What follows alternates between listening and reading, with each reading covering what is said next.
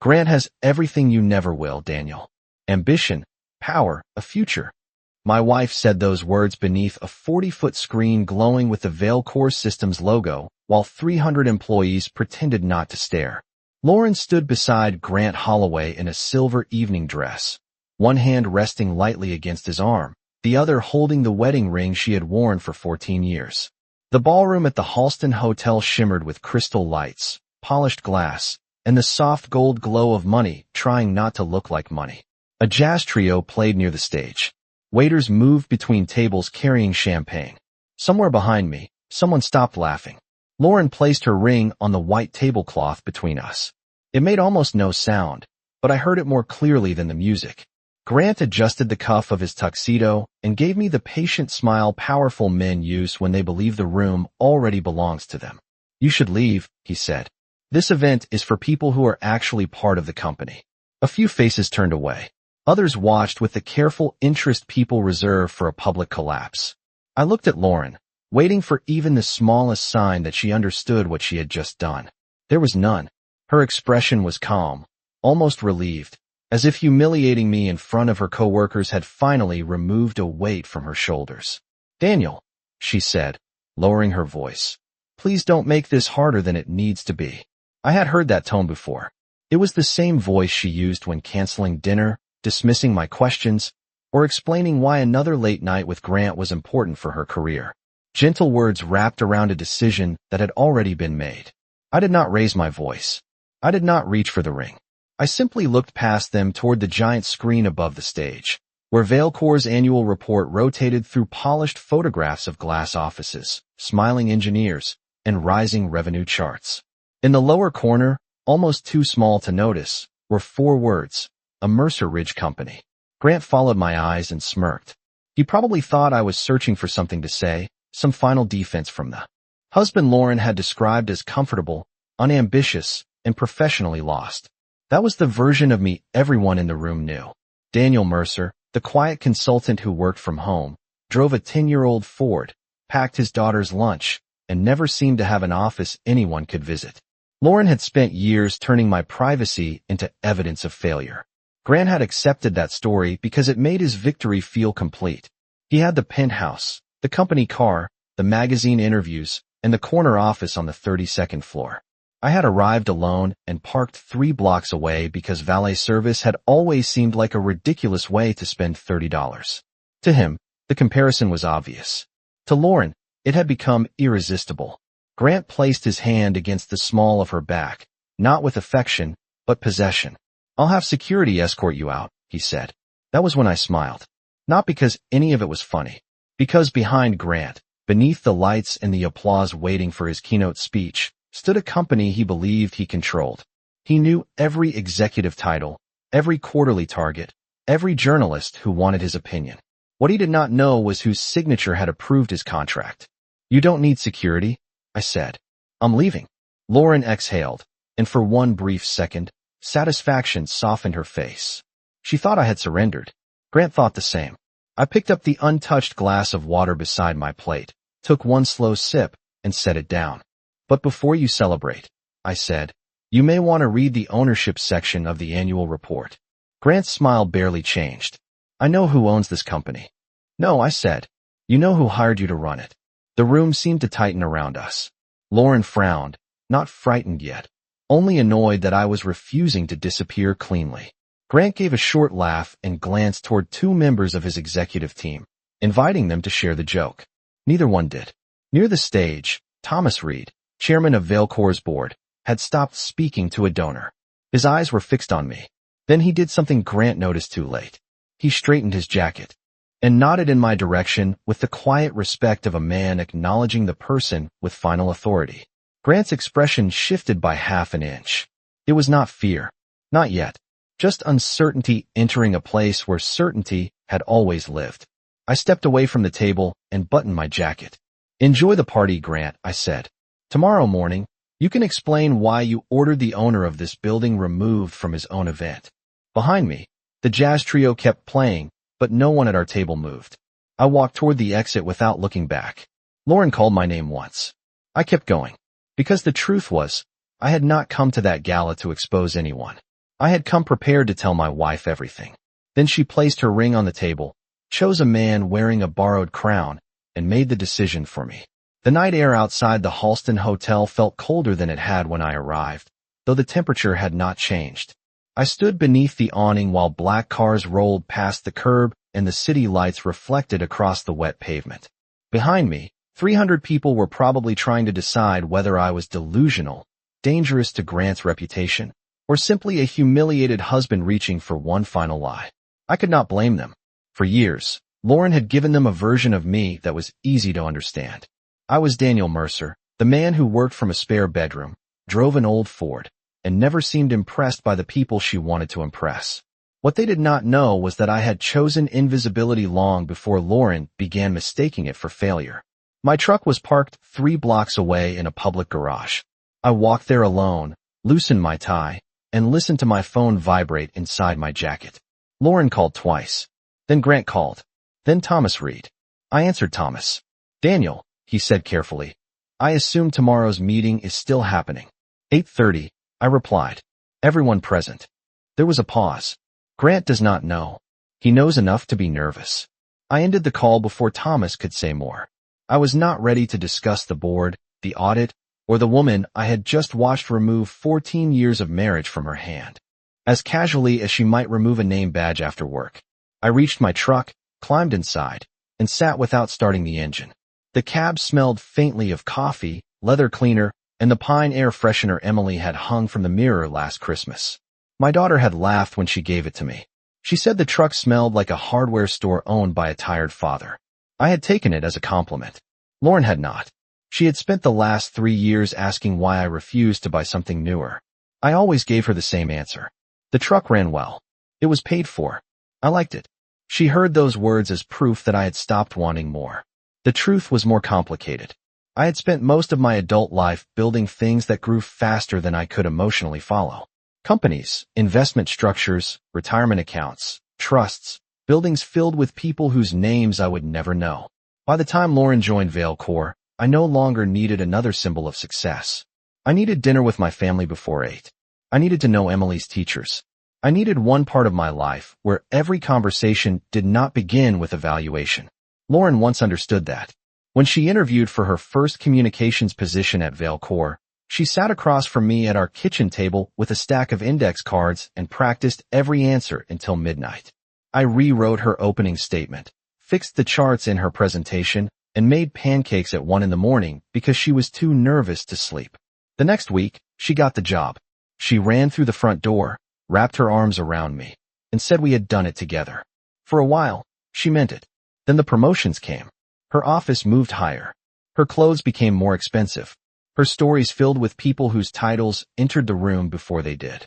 I remained exactly where I had always been, working quietly, taking calls behind closed doors, and refusing to explain every dollar attached to my name.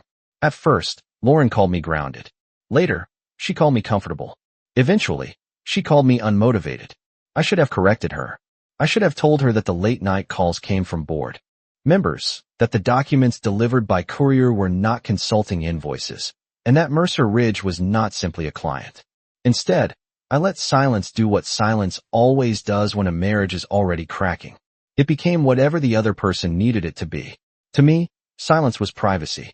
To Lauren, it became evidence. I started the engine and pulled onto Madison Avenue. The hotel disappeared in my rearview mirror, but her words stayed with me. Grant has everything you never will. I wondered how long she had believed that. Weeks, perhaps. Maybe years. My phone vibrated again at a red light. This time it was a message from Emily. "Mom says you left the gala early. Is everything okay?" I stared at the screen until the light turned green. Then I pulled into an empty parking lot and called her. She answered on the first ring. "Dad." Her voice was careful, already older than it had been that morning. "I am all right," I said. "Your mother and I need to talk about some things, but none of this is your fault." "Is she coming home?" I looked through the windshield at the empty road. "I do not know." That was the first honest answer I had given anyone all night. Emily was quiet for a moment. "Are you coming home?" "Yes," I said. "I am always coming home." When the call ended, another message appeared. It was from Rachel Bennett, General Counsel for Mercer Ridge Holdings. 7 words sat beneath her name. The audit team found something you need to see. I read the message twice, then placed the phone face down. Lauren believed the worst thing waiting for us was the end of our marriage. Grant believed the worst thing waiting for him was an embarrassed explanation at breakfast. Neither of them understood that the gala had only opened the first door. I did not open Rachel's message until I reached home. The house was dark except for the kitchen light Lauren always left burning when she expected me to arrive after her. That small habit had once felt like love. That night, it looked like a stage lamp illuminating an empty set. Her car was gone. So was the overnight bag she kept in the hall closet. On the kitchen island sat a glass of water, a folded napkin, and a white envelope with my name written across the front. I did not touch it immediately. I took off my jacket, hung it by the door, and stood in the silence listening to the refrigerator hum. 14 years of marriage had trained my body to expect certain sounds. Lauren's heels crossing the upstairs floor. The television playing softly in the bedroom. Her voice calling down to ask whether I had locked the back door. None of them came. I finally opened the envelope. Inside was a single page from a law firm downtown. Lauren had scheduled a consultation for the following afternoon. No explanation. No apology. Just an address, a time, and a sentence asking me not to contact her until then. Even the end of our marriage had been organized like a calendar invitation.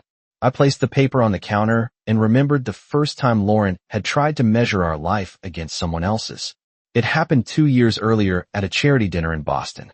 Grant had arrived in a black sedan provided by Vale Corps, and Lauren watched the driver open his door as though she were witnessing royalty.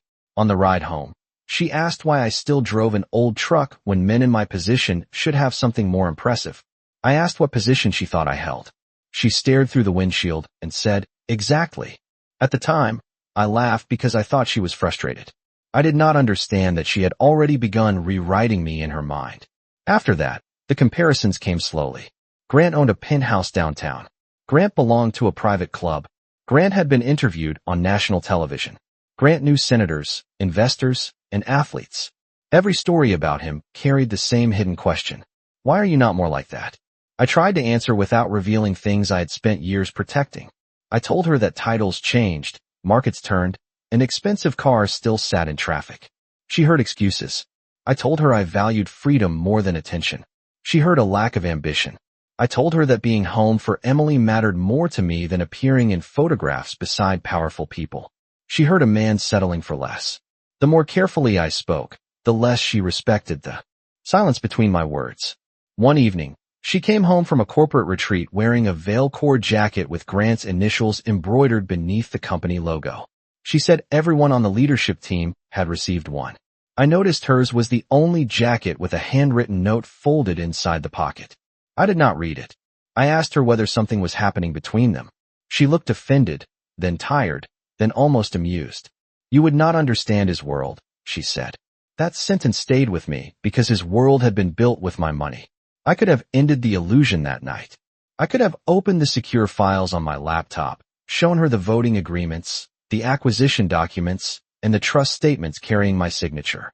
I could have told her that the penthouse belonged to a corporate housing subsidiary. The sedan was leased by Vale Corps, and the private plane she admired appeared as a depreciating asset in a quarterly report I reviewed every 90 days.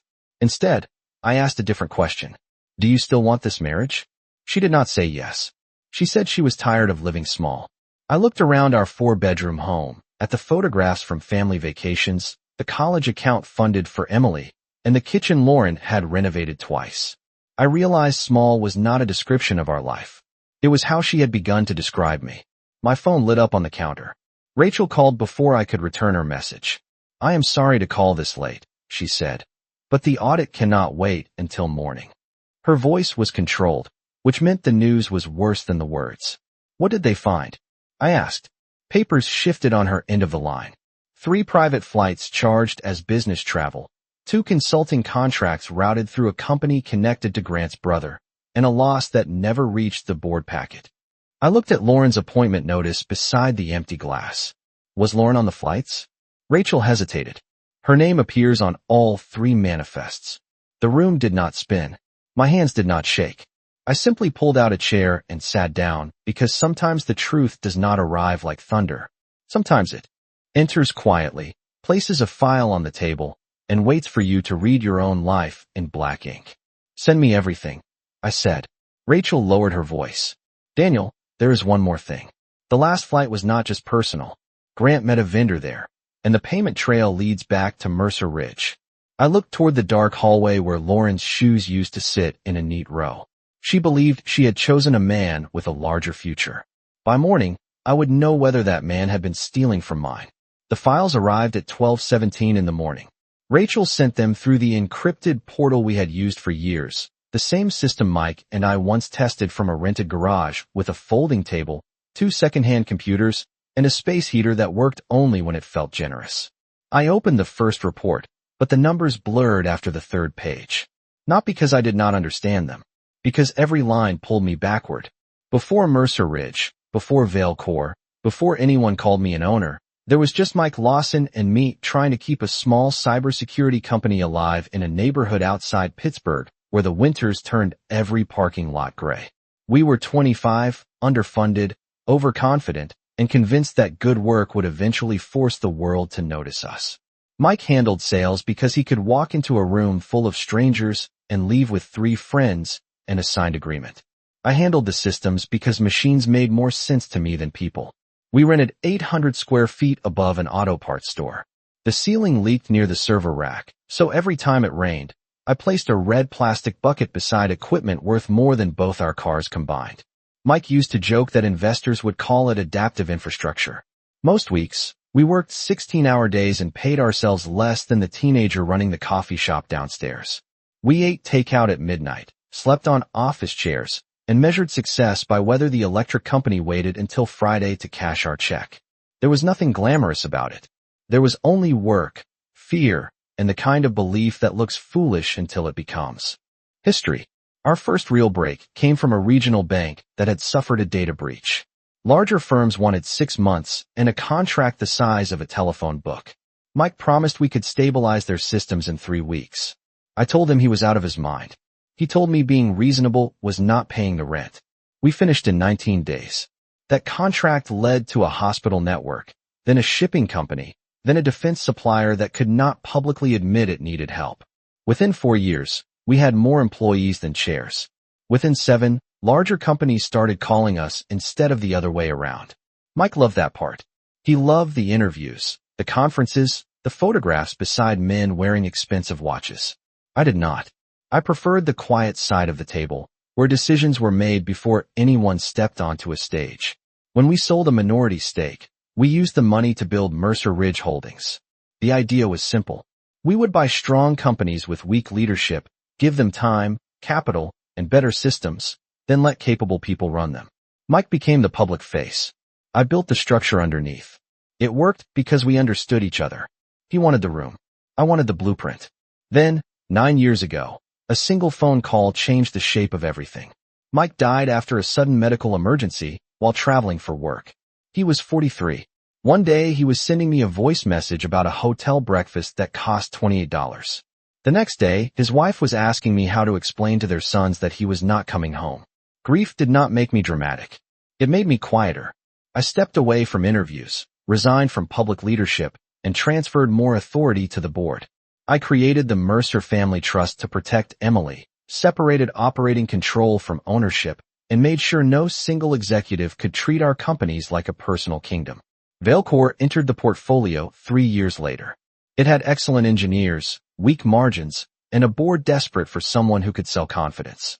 Grant Holloway was recommended by 2 major investors. He was polished, disciplined, and very good at making. People believe he had already solved problems that had barely been identified. I approved his appointment because the results supported it. For the first 18 months, he delivered. Revenue rose.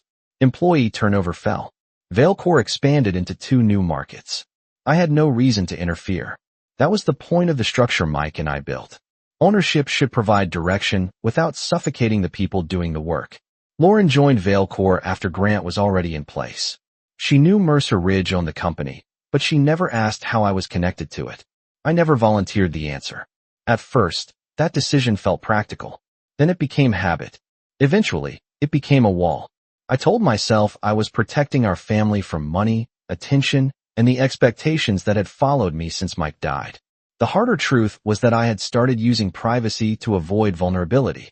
I wanted Lauren to value the man who packed lunches, fixed the deck, and sat through parent conferences, not the signature behind a portfolio. I thought love should survive without proof. I did not notice that silence was allowing someone else to define me. I returned to Rachel's files and opened the ownership chart. At the top sat Mercer Ridge Holdings. Beneath it, the trust. Beneath that, 67.4% of Vailcor's voting rights. Grant had spent 3 years sitting in the chief executive office, using the company aircraft, greeting investors, and believing the organization answered to him. Lauren had spent nearly as long admiring a crown he did not own. I scrolled to the audit summary and saw the first payment routed through the vendor Rachel had mentioned. The amount was just under $400,000. Small enough to disappear inside a company of Vailcor's size. Large enough to reveal intent. Mike used to say that numbers never lied, but people became very creative about where they placed them. I clicked the attached authorization record. Grant's electronic signature appeared at the bottom. Directly beneath it was another name I did not expect to see. Lauren Mercer, Communications Approval. Lauren's name sat beneath Grant's signature like a second lock on a door I had never known existed. I enlarged the document and read the approval language twice. She had certified that the vendor payment supported a confidential communications initiative tied to Vailcor's expansion strategy. The description was polished, vague, and almost impossible to challenge without asking the exact questions someone had designed it to avoid. Lauren was good at language like that.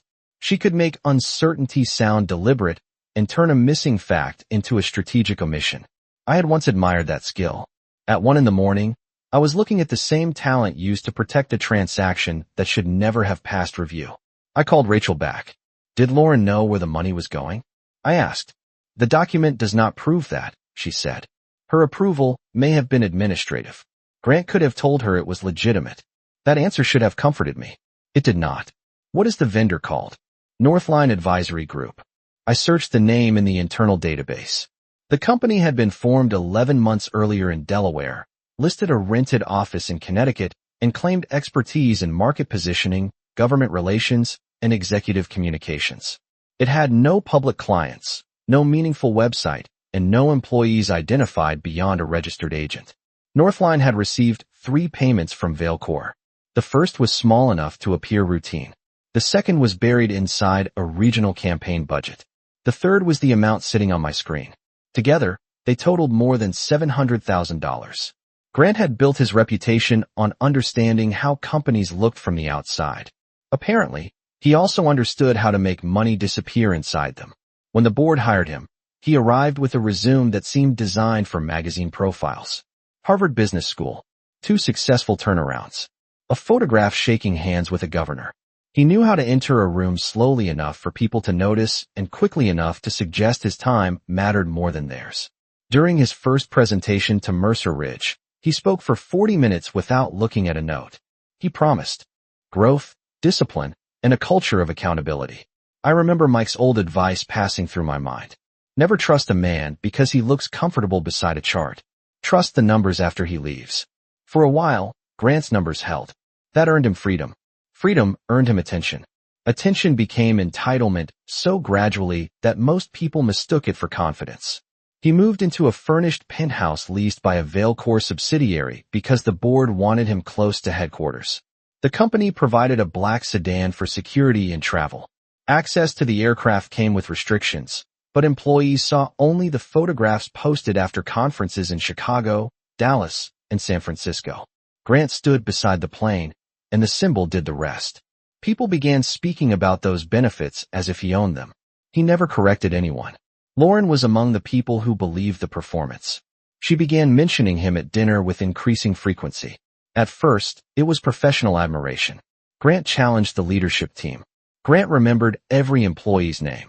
Grant could speak to investors without sounding rehearsed. Then the details changed. Grant had invited her to a private strategy lunch. Grant thought she was underused. Grant said she had executive presence. I heard the shift, but I treated it as ambition rather than attachment. I wanted her to succeed.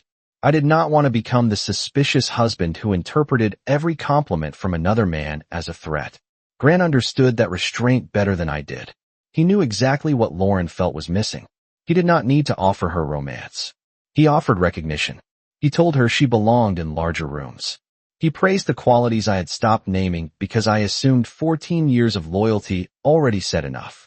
One night, after a leadership reception, Lauren stood in our bedroom removing a pair of earrings and told me Grant believed she could become Chief Communications Officer within 2 years. I said I was proud of her. She looked at me through the mirror and asked why I did not sound impressed. I told her I was impressed by her, not by his opinion of her. She turned away, as if I had failed a test I did not know I was taking. A week later, she asked why I never wanted anyone to see what I had accomplished. I said accomplishments should create security, not demand applause. She replied, "That sounds like something people say when they have stopped accomplishing anything." I remembered the silence that followed. I had been reviewing the acquisition of a medical software company worth nearly $90 million. She had been standing 10 feet away, believing I had spent the afternoon comparing insurance plans for a consulting client. I could have told her everything. Instead, I closed the laptop. That choice belonged to me. Her contempt did not. My phone buzzed with a new file from Rachel. It contained expense records for Grant's penthouse, vehicle, club membership, and aircraft access. Every luxury Lauren had used to measure him against me appeared in neat columns as company property. He had not built a kingdom. He had been issued one. At the bottom of the report was a note from the audit team. Northline Advisory Group's bank account had received a transfer the morning after Grant and Lauren returned from their most recent trip. The destination account belonged to a holding company registered to a familiar last name, Holloway. Grant had not merely borrowed the crown. He had started selling pieces of it while everyone was watching him shine. By 2:30 in the morning, I had reconstructed all 3 trips. The first flight left Pittsburgh on a Friday afternoon and landed in Charleston, South Carolina, 90 minutes later.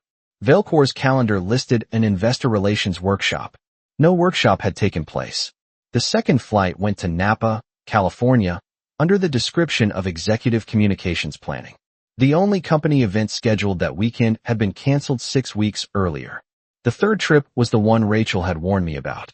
Grant and Lauren flew to Denver, then traveled nearly 70 miles to a resort outside Colorado Springs. The expense report claimed they met with Northline Advisory Group to discuss a national branding campaign. Northline had no employees in Colorado. It did, however, share a mailing address with a holding company controlled by Grant's younger brother, William Holloway. I stared at the manifests while the house settled around me. Pipes clicked behind the walls. The heating system came on with a low hum. Ordinary sounds continued performing their duties while everything I believed about my marriage changed shape. I had known Lauren was close to Grant. I had seen the late messages, the private jokes, and the way her face brightened when his name appeared on her phone. Suspicion had lived quietly in the room with us for months. Evidence was different. Evidence had dates, signatures, and departure times. Evidence did not care whether I was ready. A hotel invoice appeared in the next attachment. Grant had charged 2 adjoining suites to Vailcor. One was listed under his name. The second was assigned to Lauren as a communications executive supporting confidential meetings. I did not need to invent details beyond that. The secrecy was enough. The lies were enough. The company funds were enough. I closed the invoice and walked to the kitchen sink. For several minutes, I watched water move over an empty glass. I wanted to call Lauren and ask one simple question. When did I become someone you could deceive without hesitation? My hand reached for the phone, then stopped. An emotional answer would not change a corporate record. A confession would not protect Vailcor's employees. Grant had spent company money, concealed related party payments, and used Lauren's authority to create a communications cover. Whatever had happened between them belonged to my marriage. What happened inside those reports belonged to every person whose paycheck depended on Vailcor being managed honestly. I called Rachel again. She answered immediately, as if she had been waiting beside the phone. I want the personal issues separated from the investigation, I said. No mention of the marriage at the board meeting unless it becomes relevant to company conduct. That may be difficult, she replied. Grant will use it to challenge your objectivity.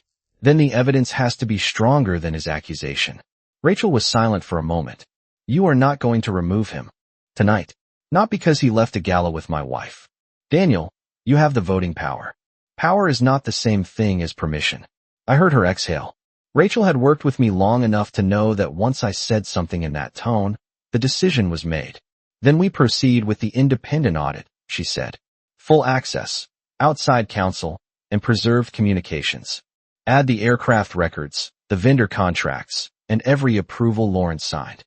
Saying her name felt strange. Not painful exactly. More like discovering that a familiar word had acquired a second meaning. Rachel promised to have the materials ready before the meeting. When the call ended, I went upstairs. Lauren's side of the closet was half empty. She had taken enough clothing for several days, but not enough to suggest she had planned a permanent departure. On the dresser, a framed photograph showed the three of us at Lake Erie the summer Emily turned 12. Lauren stood between us, laughing into the wind, one hand holding her hair away from her face. I remembered that afternoon clearly. We had rented a small boat, packed sandwiches, and spent 6 hours doing nothing important. Lauren had called it the best day of the year. I wondered when a life like that stopped being enough for her. I also wondered when I stopped asking. My failure was not that I lacked ambition. It was that I believed reliability could speak for itself forever. I had shown up, paid attention, kept promises, and assumed love understood the language of consistency. Lauren wanted to be seen in a different way. Grant noticed. Then he turned that need into leverage. At 5:45, I made coffee and opened the final folder. It contained internal messages recovered from Vailcor's archive. Most were routine. Meeting schedules, draft statements, travel arrangements. Then I found a message from Grant to Lauren sent 3 days before the Colorado trip. Keep the Northline explanation broad. Daniel Mercer never looks closely at communications expenses. I read the sentence twice. Grant knew my name. He knew I reviewed certain reports. He simply believed I was too distant, too passive, or too irrelevant to notice him. Beneath his message, Lauren had replied with 5 words. He never looks closely anymore. I sat alone at the kitchen table as dawn began turning the windows gray. They had not only lied to me. They had built their confidence on the belief that I had stopped paying attention. At 8:30, Grant was going to learn the difference between a man who sees nothing and a man who has been quietly collecting everything. At 8:12 in the morning, I entered Vailcor through the underground garage instead of the glass lobby. The security gate lifted before I reached it. My access card had not been used in nearly 6 months, but the system still recognized the authority attached to it. I parked beside the private elevator and carried one leather folder, the same folder Rachel had prepared before sunrise. No assistants followed me. No cameras waited. Real authority rarely announces itself before entering a room. On the 32nd floor, the executive hallway smelled of fresh coffee and polished wood. Employees moved quickly between offices, speaking in low voices about the gala. A few recognized me as Lauren's husband. One woman offered an embarrassed smile. Another looked away. None of them knew why Thomas Reed was standing outside the boardroom waiting for me. Everyone is inside, Thomas said. Grant arrived 10 minutes ago. Lauren is with him. Why is Lauren here? Grant requested communications counsel. He said last night created a reputation issue. I almost admired the efficiency. Before breakfast, he had transformed the collapse of my marriage into a public relations problem. Rachel stepped out of the boardroom holding a tablet and a stack of sealed documents. Her dark blue suit was perfectly pressed, but the coffee in her hand had gone untouched. The independent audit team accepted the engagement, she said. Records preservation began at 7:40. Grant's administrative access remains active for now, but nothing can be deleted. And the Northline accounts? Flagged. No additional payments can move without dual authorization. I nodded. Through the closed doors, I heard Grant's voice carrying across the room. Confident. Impatient. He was explaining something to people who had already read the first audit summary. Thomas reached for the handle, but my phone vibrated. A message had arrived from a law firm representing Lauren. Attached was a formal notice that she intended to file for divorce. The document listed the house, our savings, my retirement account, and what it described as my uncertain consulting income. There was no mention of Mercer Ridge, the family trust, or Vailcor. Lauren had spent years believing I owned almost nothing, and now she was asking for half of that almost nothing. I read the first page, then locked the screen. Personal matter? Rachel asked. It can wait. She studied my face. Daniel, the trust predates the marriage. Its assets are separate. You do not need to discuss them with her attorney beyond the required disclosures. I know. And the house. We built that together. We divide it fairly. Thomas looked surprised. After last night? Fairness does not become optional because someone disappoints you. I placed the phone inside my jacket. Lauren's choices would end our marriage. They would not decide my character. Thomas opened the doors. Conversation stopped before we reached the table. Grant sat halfway down the right side, wearing the same controlled expression he used during earnings calls. Lauren was beside him in a cream-colored suit, her hair pulled back, her wedding ring still absent.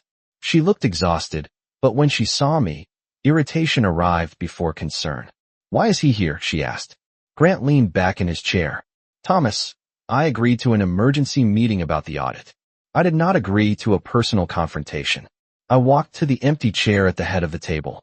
It had been reserved without a nameplate. Rachel placed my folder in front of it. Grant watched her, then looked toward Thomas. "What is this?" he asked. Thomas remained standing. Around us sat 9 directors, outside counsel, the audit committee chair, and 2 representatives from Mercer Ridge. People Grant had addressed confidently for years were suddenly very interested in the documents before them. "Before we begin," Thomas said, "there is a governance issue that needs clarification." Grant gave a restrained laugh. "If this is about last night, Lauren and I have already discussed the appropriate internal statement. This is not about your statement."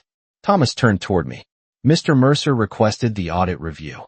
Lauren's eyes narrowed. "Daniel is a consultant." Rachel activated the screen behind us. A corporate structure appeared, beginning with Mercer Ridge Holdings and descending through several subsidiaries until Vailcore Systems filled the bottom of the chart. "Daniel Mercer is the founder and controlling beneficiary of the Mercer Family Trust," she said.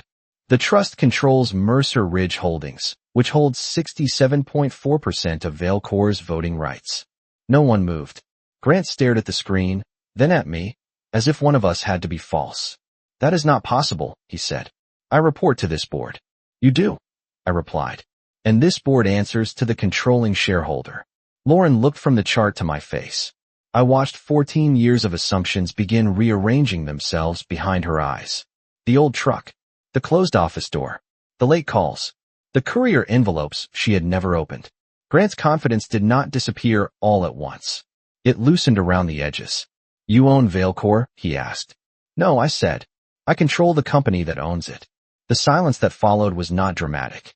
It was administrative, final, and colder than applause.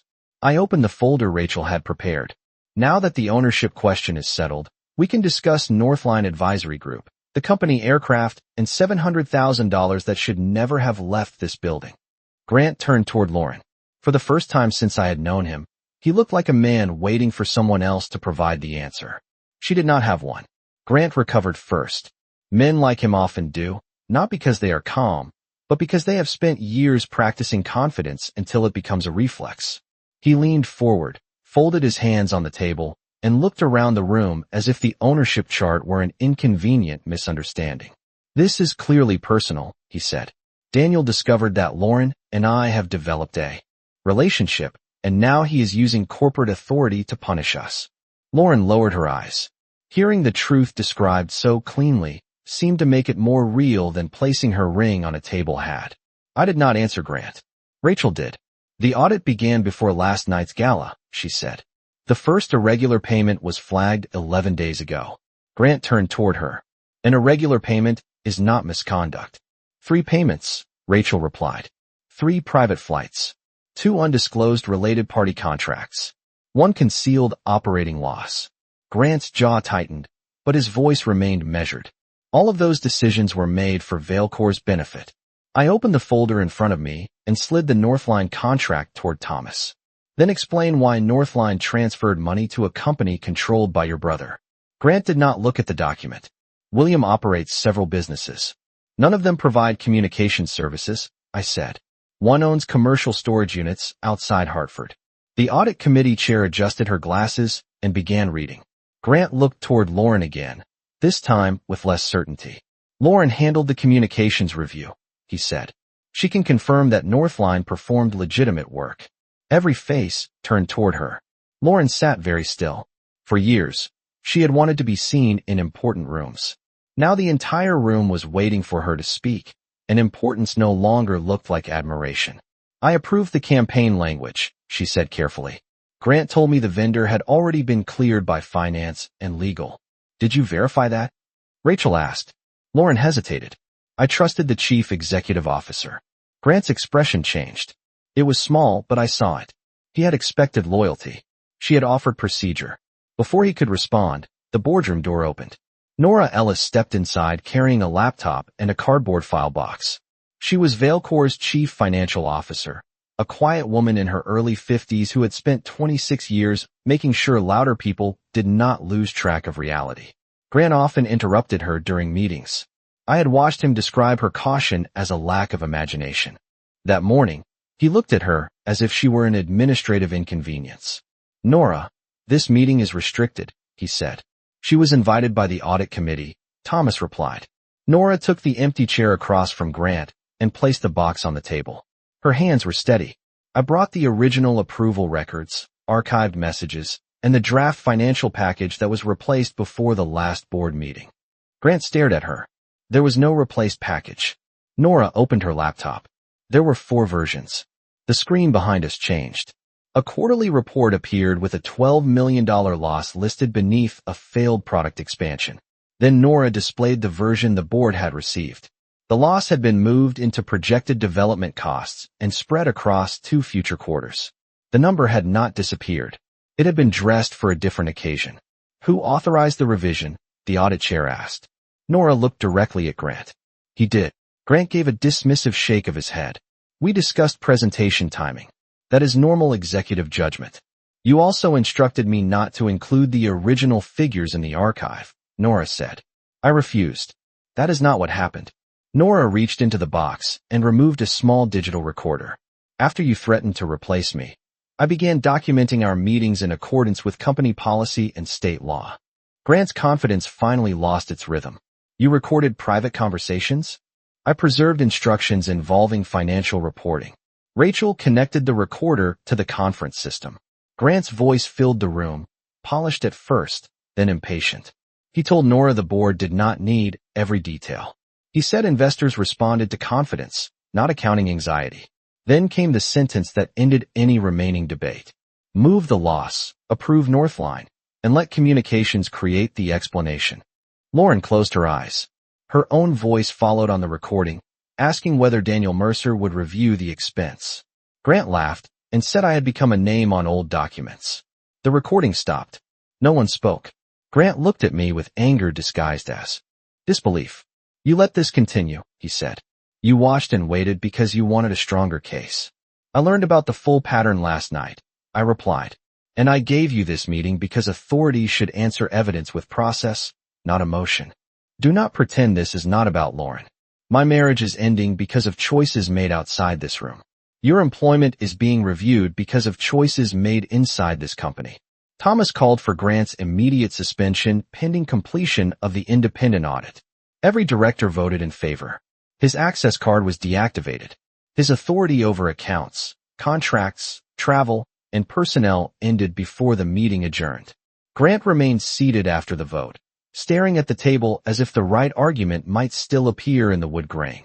Lauren looked at him, then at the ownership chart behind me. The penthouse, the sedan, the aircraft, the executive title, every symbol she had mistaken for permanent power had become conditional in less than an hour. Grant had offered her a larger life. He had simply forgotten to mention that nearly everything in it belonged to someone else. The consequences began before Grant left the boardroom. His company phone stopped receiving messages. His laptop disconnected from the network. The black sedan waiting in the executive garage was reassigned to security, and the apartment leased in Vailcor's name was placed under review. None of those things had ever belonged to him. They had only followed the position, and the position had just moved on without him. Grant stood slowly and buttoned his jacket, trying to recover the dignity that had carried him through years of meetings, interviews, and carefully staged photographs. You have made a serious mistake, he said to the board. No one answered. He looked at Lauren. For a moment, she seemed to expect him to offer reassurance, a plan, or at least the confidence that had attracted her in the first place. Instead, he asked whether she had kept copies of the Northline approvals. The question changed something in her face. Until then, she had believed they were standing together against me. Now she understood.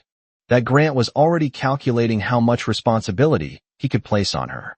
You told me legal had cleared everything, she said.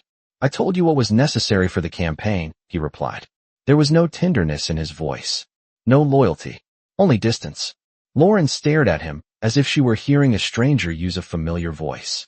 Grant gathered his papers and left with a member of security walking several steps behind him. The doors closed, and the room seemed larger without his confidence filling it. Thomas asked whether I intended to assume the chief executive role. No, I said. Vailcore does not need another man using the company to repair his personal life. Nora looked up from her laptop. I asked her to serve as interim chief executive officer while the board completed an external search. She did not celebrate. She asked about payroll, vendor confidence, and the employees who would hear rumors before lunch. That was how I knew she was the right choice. Real leaders think about who carries the weight after the room empties. The board approved her appointment unanimously. By 10:15, a statement had been prepared. It mentioned an independent audit, an executive suspension, and continuity of operations. It did not mention my marriage. It did not mention Lauren. Public humiliation had already done enough damage in our lives. I was not going to build a victory out of more of it. Lauren waited for me in the hallway after the meeting. The morning sun came through the tall windows and reflected off the city below. She looked smaller than she had at the gala, not because anything about her appearance had changed, but because certainty was no longer standing beside her. Why did you never tell me? She asked. I knew what she meant. The trust. Mercer Ridge. Vailcore. The life she had thought I was incapable of building. I should have told you more, I said. I used privacy to avoid difficult conversations. That was my failure. Her eyes filled, but her voice remained steady. Then you understand why I thought you had stopped trying. No, I said. I understand why you felt shut out. I do not understand why you chose contempt instead of honesty. She looked toward the boardroom doors. Grant made me feel seen. He made you feel important. Is there a difference? There should be. She lowered her head. For several seconds, neither of us spoke. 14 years stood between us, filled with birthdays, school concerts, arguments, vacations, and ordinary mornings that had once seemed permanent. I wanted those memories to mean enough to change the present. They did not. The divorce notice arrived, I said. I will respond through the attorneys. The house, our savings, and everything we built together will be divided fairly. She looked at me sharply. What about Mercer Ridge? The trust was established before our marriage. It belongs to Emily's future and to the structure Mike and I created. So I get nothing from it. You were never married to a balance sheet, Lauren. She closed her eyes as if the words had found the one place she could not defend. Can we fix this? She asked. The question came quietly, without the confidence she had shown the night before. I thought about the ring on the table, the flights, the messages, and the sentence she had written to Grant. He never looks closely anymore. I can forgive you someday, I said. But forgiveness is not the same as rebuilding trust. I left her beside the window and took the elevator to the lobby. Employees stood when I passed, uncertain whether they were supposed to greet the man they had just learned owned the company. I raised one hand and asked them to remain seated. Outside, my old Ford waited in the garage exactly where I had left it. I drove home, made breakfast for Emily, and told her the truth without turning her mother into a villain. Months later, the audit confirmed the misconduct. Grant was removed permanently, Northline's contracts were canceled, and the disputed funds were recovered through legal settlement. Lauren left Vailcore and began rebuilding her career somewhere else.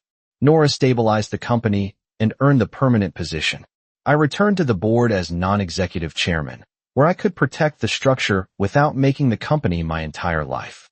On the first anniversary of Mike's death, after everything changed, I established a scholarship in his name for students building businesses without family money or powerful connections. The ceremony was small. No cameras. No magazine interviews. Emily stood beside me while the first recipient accepted the award. That afternoon, I understood something I should have learned years earlier. Silence can be strength, but it can also become distance. Power can protect, but it cannot make someone value what they have chosen not to see. Lauren had believed Grant possessed everything I lacked. In the end, the apartment, the aircraft, the title, and the applause vanished with one board vote. What remained was character. That was the only thing none of us had ever been able to borrow.